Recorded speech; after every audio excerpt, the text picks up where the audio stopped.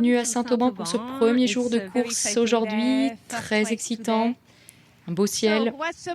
Thomas, quelle est ta stratégie pour cette première course? Voler vite, vite, vite. Première course aujourd'hui, un départ propre, bien géré de la part de tous les concurrents, sans pénalité. Juste après le départ, 2 groupes de planeurs se sont formés, un grand au nord de la ligne et un plus petit au sud avec Mélanie Gadoulet en Fox Delta et Marius Pluskauskas en Mike 7. Au passage de la ligne, ils se sont séparés immédiatement, ce petit groupe prenant une route franchement plus est, vers le parcours et le sommet des 3 évêchés. Ils sont partis ensuite plus au nord sur la montagne de la Blanche, en direction de la vallée de Barcelonnette.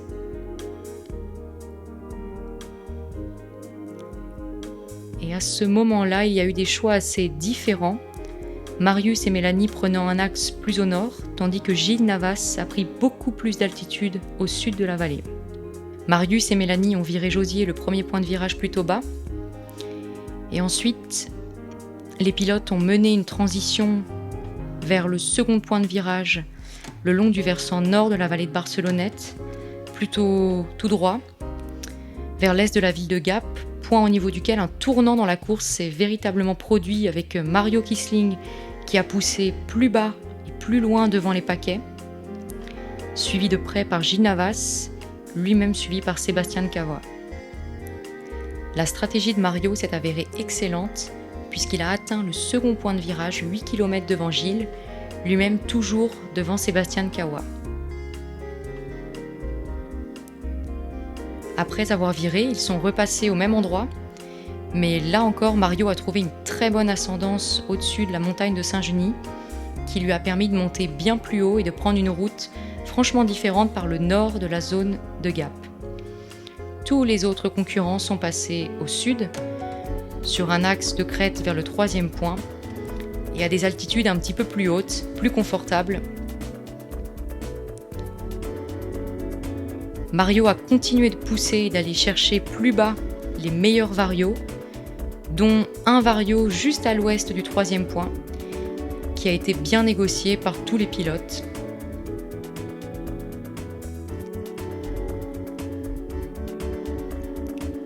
Voilà, ce 3e point de virage était le lac de Serponçon, qui a été très bien négocié par tous les pilotes sans difficulté. Après avoir viré ce 3e point, cap à l'ouest vers le pic de Bure, une transition relativement stable au cours de laquelle le classement des pilotes n'a guère évolué. Mais au 4e point de virage de la Cluse, Mario avait à nouveau creusé l'écart et était loin devant Sébastien et Gilles. Mario a même réussi à se mettre en arrivée au moment où ses 2 poursuivants viraient tout juste le 4e point, grâce à une ascendance que Mario a repérée grâce à des oiseaux à l'ouest de la montagne de Céuse. La 2e ou la 3e place était disputée par 3 pilotes, Marius, Gilles et Sébastien. Gilles a essayé une option qui n'a pas bien fonctionné en arrivée, tandis que Marius s'est retrouvé très bas près de la ville de Sisteron.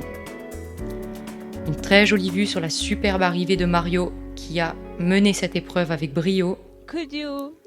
Mario, tu es resté devant, bas, quasiment tout au long du circuit. Es-tu resté confiant quant à cette stratégie? Oui, j'ai pu distancer un petit peu les autres dès la vallée de Barcelonnette.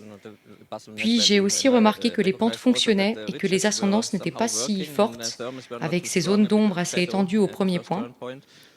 J'ai donc simplement continué sur les pentes relativement bas jusqu'au 2e point, où j'avais repéré de beaux nuages, mieux formés vers l'ouest. Une belle première course aujourd'hui, et nous nous réjouissons déjà de la 2e épreuve de cette finale des Grands Prix de planeurs demain. Retrouvez-nous en live à partir de 13h30. At the average of 134.7 km per hour, 2 hours and 19 minutes. 10 points.